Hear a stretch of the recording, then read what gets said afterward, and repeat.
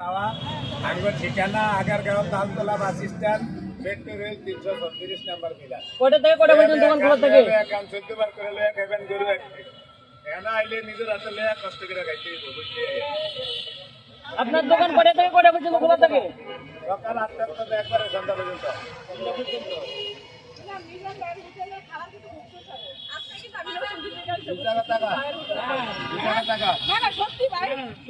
আপনি বলেন যে সবজি লয়া খাইবেন ভাই, আমি তো আপনার আড়াইটা লয়া খাইছি। আলু খাইছি, আলু খাইছি আমি দুজন এখানে একবার খাই নিচ্ছি। আচ্ছা খান যেতুর গাইতারে না আলু আর ভাত তো দুই গাইতারে একদম এটা আমি বুঝাই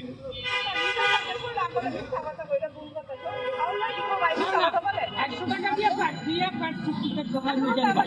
ভালো না তবু আমি নিচ্ছি